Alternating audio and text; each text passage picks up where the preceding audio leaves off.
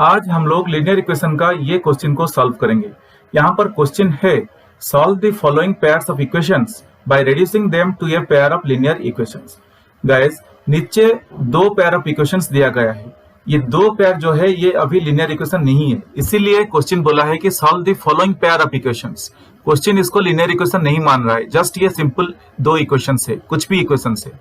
और क्वेश्चन बोल रहा है कि ये दोनों इक्वेशन को हमें रेड्यूसिंग देम, इसको कन्वर्ट करना है लीनियर इक्वेशन फॉर्म पे, इसको कन्वर्ट करना है pair of linear equation form पे।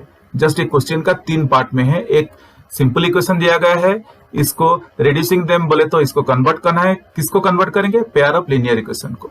जस्ट ऐसे ही करना है।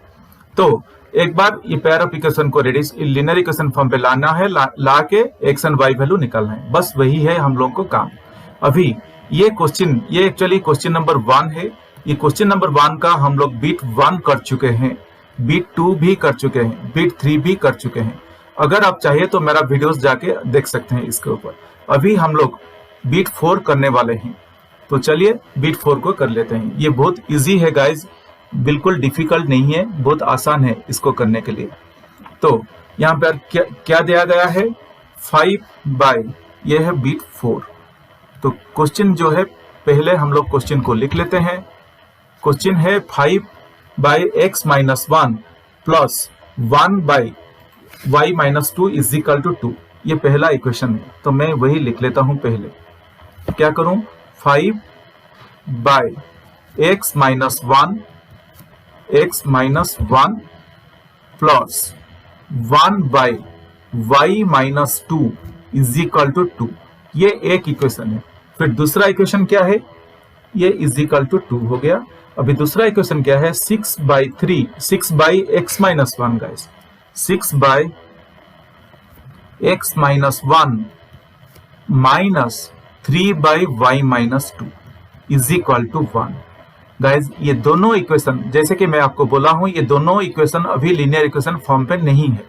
अगर ये दोनों इक्वेशन लीनियर इक्वेशन फॉर्म पे नहीं है तो ये कौन सा फॉर्म पे है?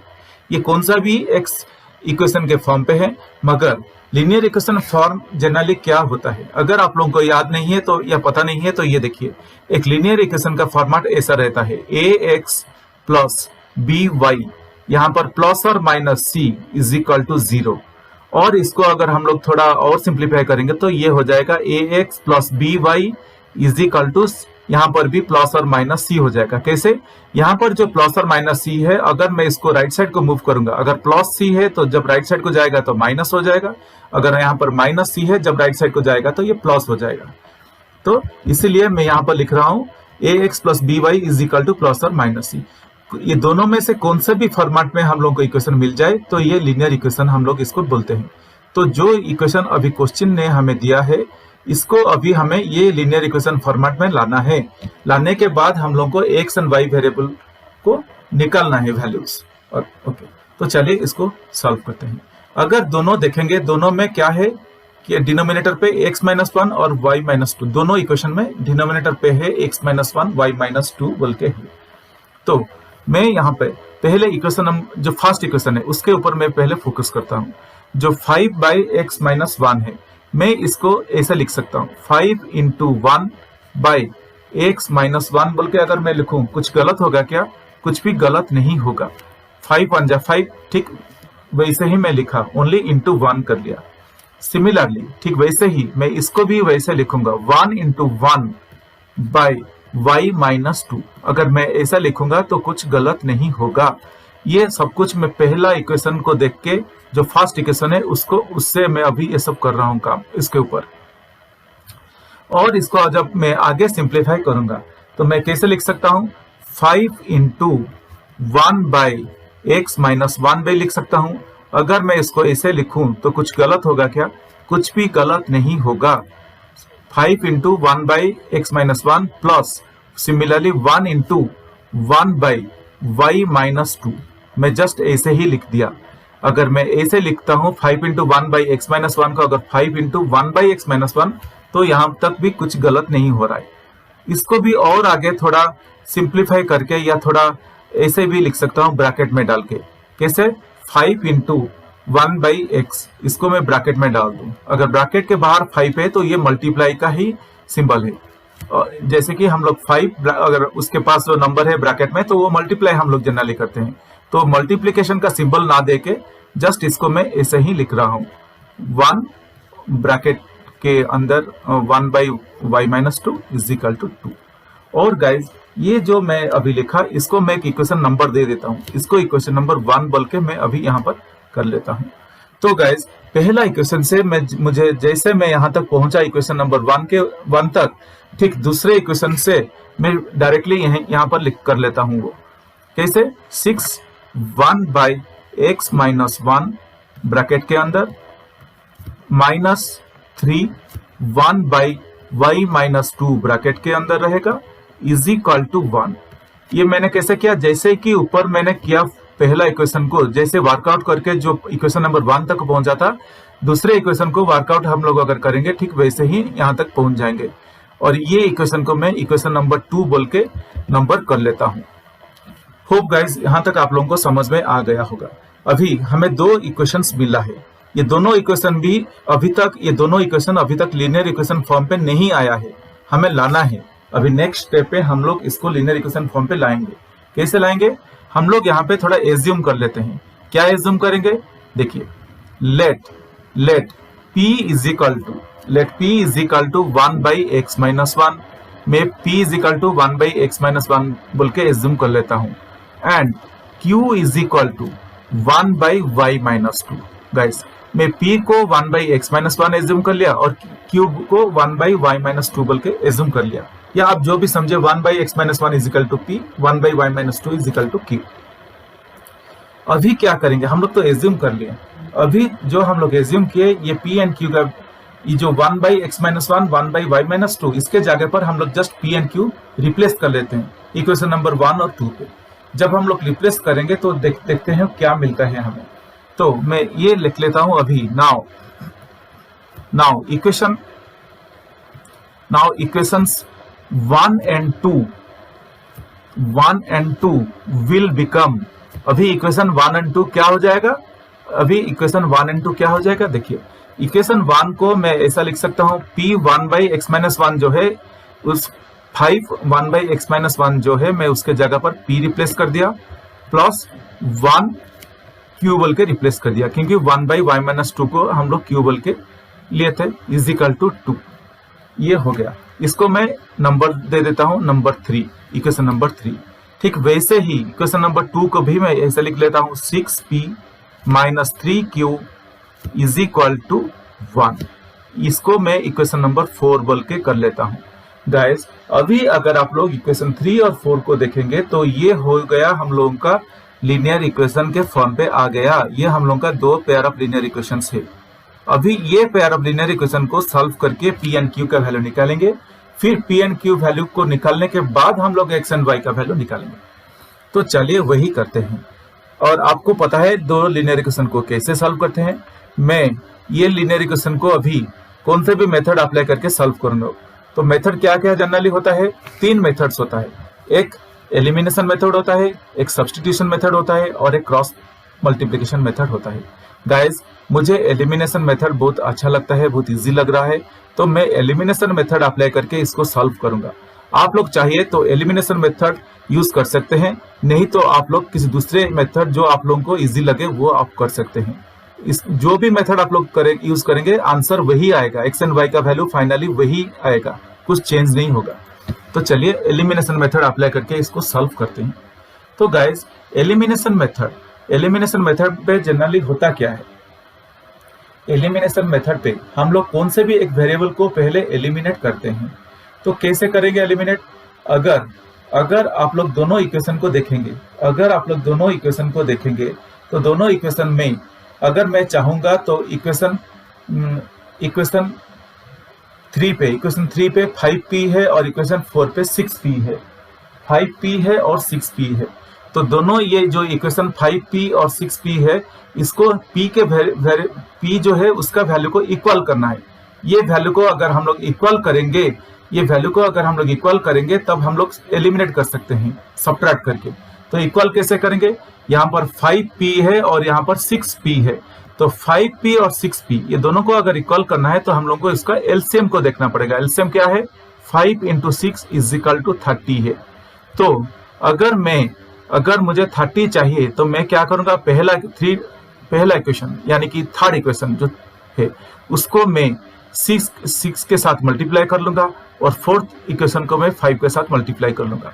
अगर मैं मल्टीप्लाई कर दूंगा तो दोनों जगह पे मुझे 30p आ जाएगा। तो 30p आने के बाद इसको मैं आराम से एलिमिनेट कर सकते हैं। तो चलिए ठीक वही करते हैं। क्या करेंगे, multiply equation 3 by 6 and equation 4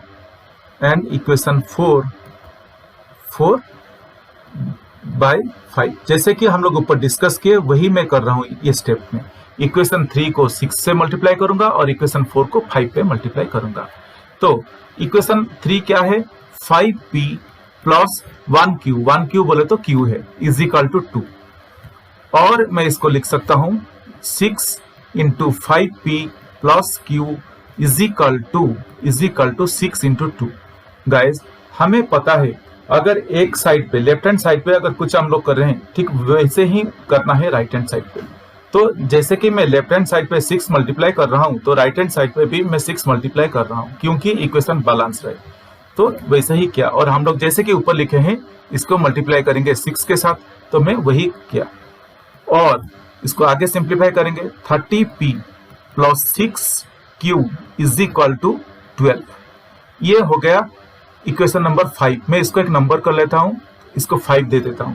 तो हमें मिल गया इक्वेशन नंबर 5 के कहां से मिला, इक्वेशन नंबर 3 से मैं इक्वेशन नंबर 5 जनरेट कर लिया। अभी इक्वेशन नंबर 4 को भी हम लोग ठीक वैसे ही सॉल्व कर लेंगे। इक्वेशन नंबर 4 क्या है, 6p minus 3q is equal to 1। और जैसे कि मैं यहाँ पर लिखा हूं उसको 5 के साथ मल्टीप्लाई करेंगे इसको, तो मैं अभी वही करने वाला हूं। 5 into 6p minus 3q is equal to 5 into 1। दोनों तरफ मैं 5 से मल्टीप्लाई कर लिया, करके उसको अभी मैं आगे थोड़ा सिंप्लीफाई कर लूंगा। आगे सिंप्लीफाई जब करेंगे हमें और एक इक्वेशन आएगा, उसको इक्वेशन नंबर 6 बोल के कर देंगे। और 30p minus 15q is equal to 5। ये हम लोग का इक्वेशन नंबर 6 हो गया। अभी गाइस अगर आप लोग देखेंगे इक्वेशन नंबर 5 और इक्वेशन नंबर 6 को, तो हमें क्या मिला है, 30p मिला है। अगर दोनों को हम लोग अभी सब्ट्रैक्ट कर लेंगे तो हम लोग इसको आसानी से एलिमिनेट कर सकते हैं। गाइस मैं जो जैसे बोला कि एलिमिनेशन मेथड पे हम लोग स्टेप वाइज चलते हैं। तो ये था फर्स्ट स्टेप, जो मल्टीप्लाई जहां से शुरू किए ये हो गया हम लोग का फर्स्ट स्टेप। अभी स्टेप 2 के तरफ हम लोग बढ़ेंगे। अभी कहां पर जाएंगे, स्टेप 2 के तरफ जाएंगे। स्टेप 2 पे हम लोग क्या करेंगे, अभी स्टेप 2, यहां पर स्टेप 2 पे हम लोग ऊपर हमें 30p मिला है और इक्वेशन नंबर 5 पे 30p आया है, इक्वेशन नंबर 6 पे भी 30p आया है। जैसे कि मैं बोला इसको सब्ट्रैक्ट करेंगे तो हमें p को एलिमिनेट कर सकते हैं।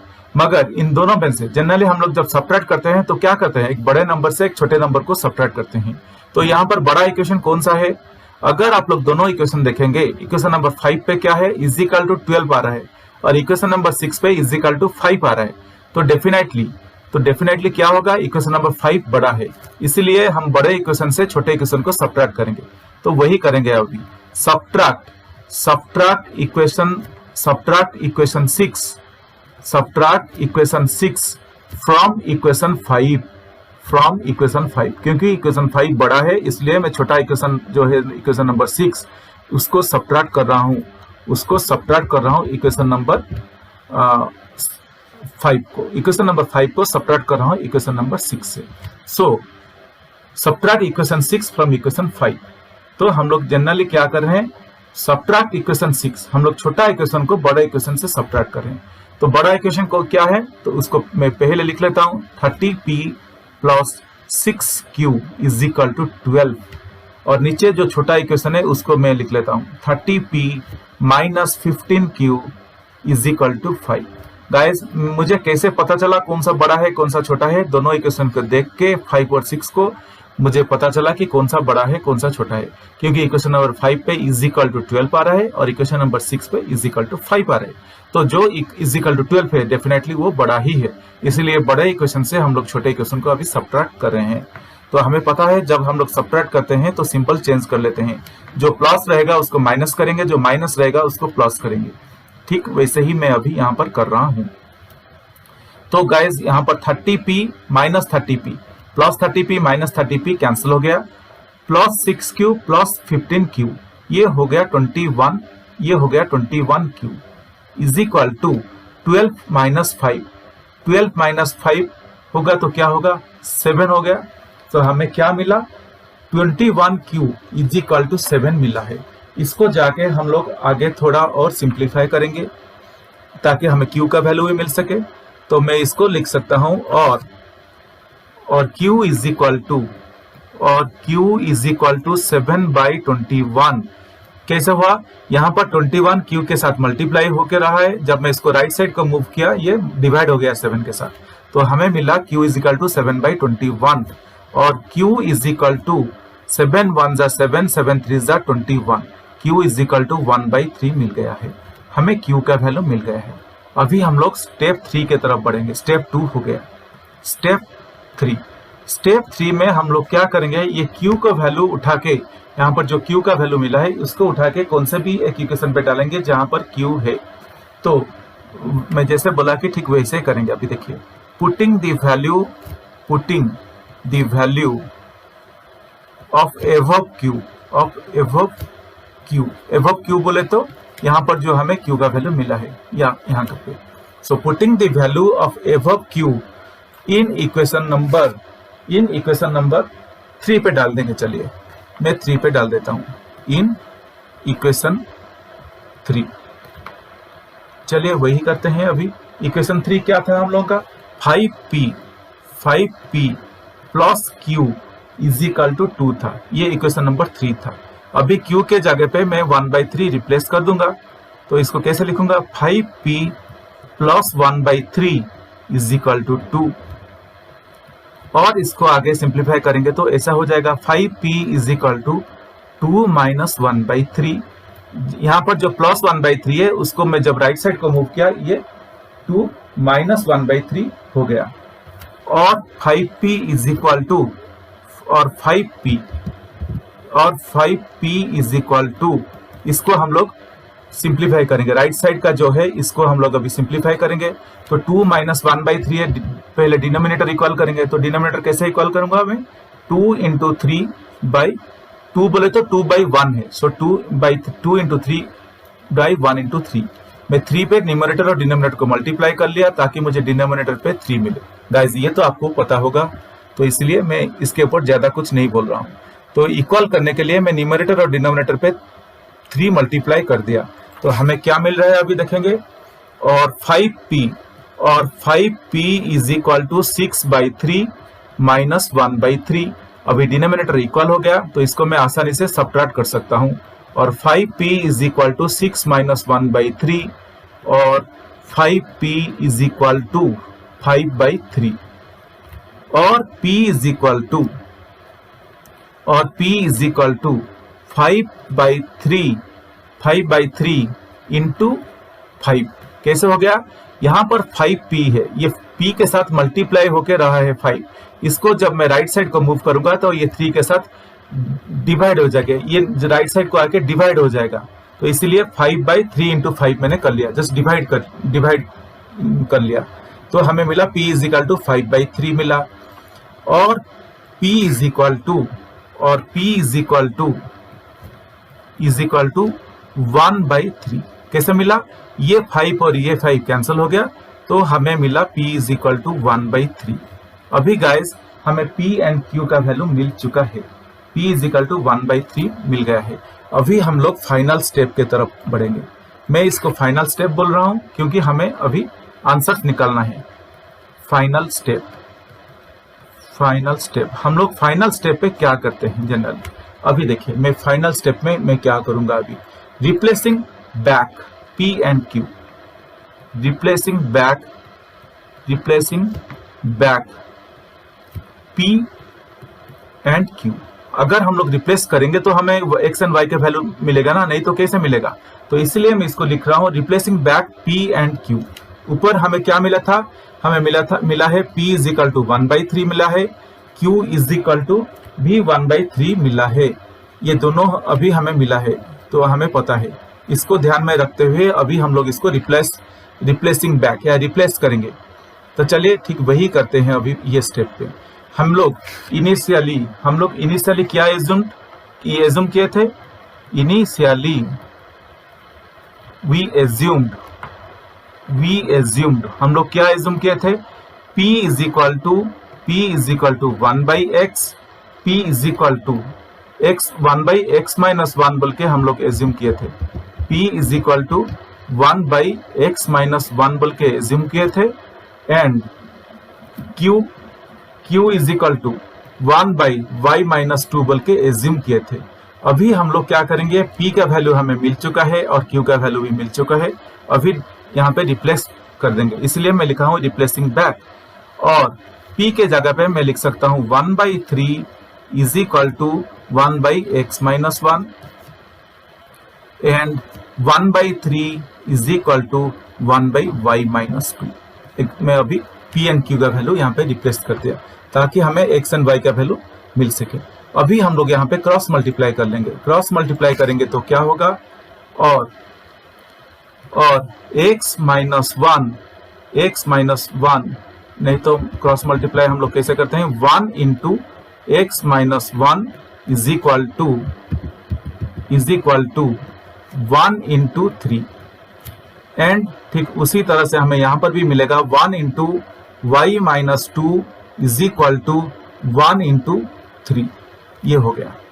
और x minus 1 is equal to 3 and यहाँ पर हमें मिलेगा y minus 2 is equal to 3 और x is equal to 3 plus 2 कैसे हो गया, 3 प्लस 1 कैसे हो गया, यहाँ पर माइनस 1 लेफ्ट साइड पे है, मैं इसको जब राइट साइड को मूव करूंगा ये प्लस 1 हो जाएगा।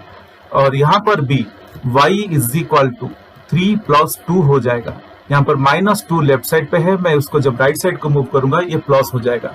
तो हमें मिला x is equal to 3 plus 1 and y is equal to 3 plus 2।